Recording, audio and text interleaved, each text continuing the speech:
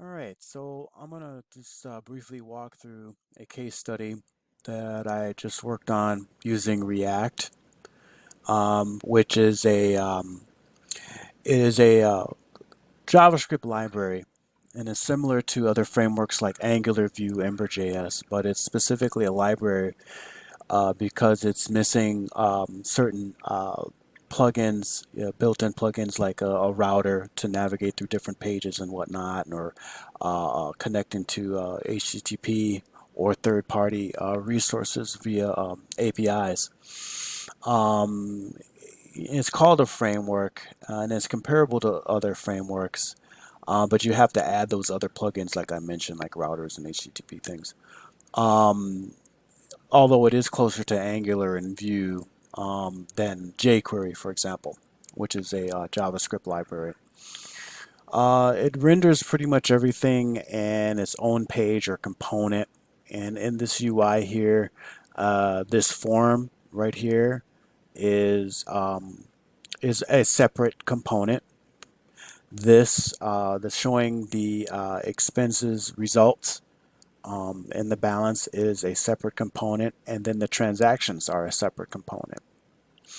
And this is actually fed using cloud-based Google Firebase for both, and Firestore for both storing and retrieving the data.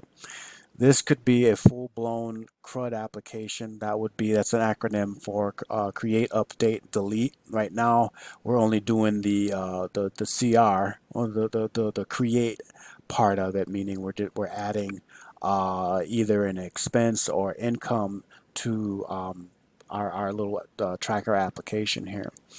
Again, authentication is handled by Google Firebase, and I'm going to actually log out, and show you how that's kind of implemented real quickly. Before I do that, though, at the footer here, I like to display what is actually being used to build this application. These icons here is displaying React. It's an icon for Firebase, Google Firebase, JavaScript, ECMAScript, ES6 basically. Uh, CSS3, HTML5, but for just a quick UI rendition, I use Bootstrap just to make it real quick. Although I could just use raw Java, or excuse me, raw CSS to create the UI if I wanted to. So, anyways, what we're going to do is we're going to log out, and this should take us to a page that is just the basic sign in with Google page. And again, this is controlled with Firebase, and I just have to refresh the page. And it's showing my icon here because I logged out there. I'm going to be logged out here for the most part. So it's just going to take a minute here. So this is how that's controlled. So when I go back here, I sign in with Google, and it's going to give me a pop-up or modal, and I've got a couple of accounts on Google, so I get to choose this one, which is the one that I'm actually used as default, and then it brings me into the application. So when I go to the console in Firebase, this will it gives me an analytics page, actually a page where a lot of applications that I'm working on within Firebase are living. But for now, this is the title, and then it's just giving me some analytics. And I use my authentication through Firebase here. But Firestore is actually the database where the data is coming from for our expense tracker. So there's collections, which is the title, there's transactions, and then within transactions, there's documents. So this is like a kind of a mini database. And one of the transactions here, we can see that the time that is created, the description, the transaction amount, transaction type, and then the user ID, which is a string that is created randomly. So this is where the data is being read from and updated. So, for example, if I go through the page here and I say I have an income. I have, my balance right now is $367.76, and let's just say client payment, finished UI. The client payment is $2,500. Okay, and we'll say $2,500.50.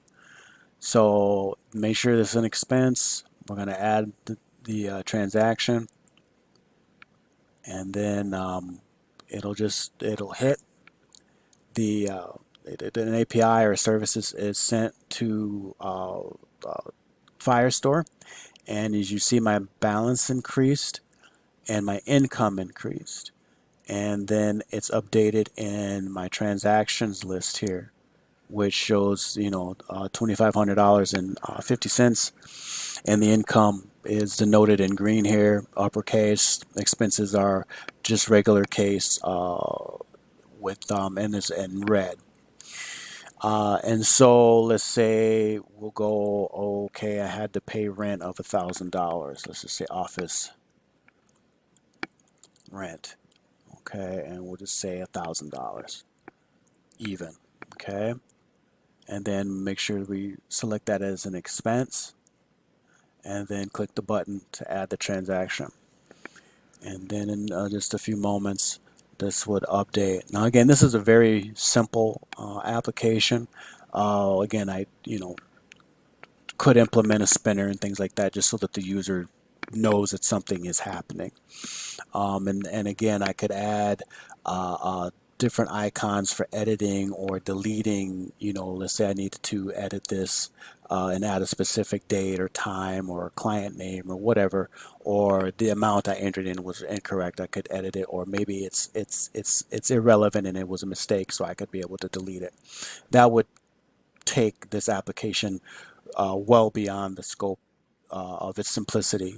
But I'm aware that's what could be added to make this a much more robust web application, including the ability to sort and dates as well. But as you can see, office rent was added of $1,000. It deducted from my balance, and then it added to my expenses.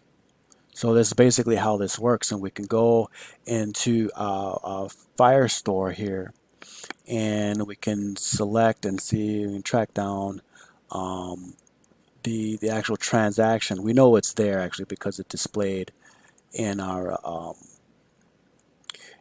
app here. So yeah, so office rent is $1,000 here, and that's today's date. And again, these are the icons I was talking about that I could add to my UI, right? And so there's the expense. So it is updating in real time. And that's pretty much it. I did make this responsive. I have another tab open here. Let's see, we can kind of refresh this so that it displays. And this is, I'm just inspecting this. And so this is on a Samsung Galaxy 8. And again, the UI kind of updates. I eliminated some extra text just so that the elements would fit within the dimensions, and all the data is still being displayed. So I am mindful of making sure that the application is responsive. Let's see, lastly, let's make sure that the UI is updating as we switch tabs. My screen capture application might actually be interfering with the rendering. But let's just say we went to an about page, which doesn't exist in the router that's been added. React router, actually, React router DOM, and we'll say about, and I hit enter. So we get a 404 page. It says, oops, 404 page not found, and click here to find your way home. So we can click on that. We go back to the expense tracker, and here we are. So again, this was just a quick overview of a React app, of a very, very simple application. And I'm actually will continue to build on to this just to make it even more robust.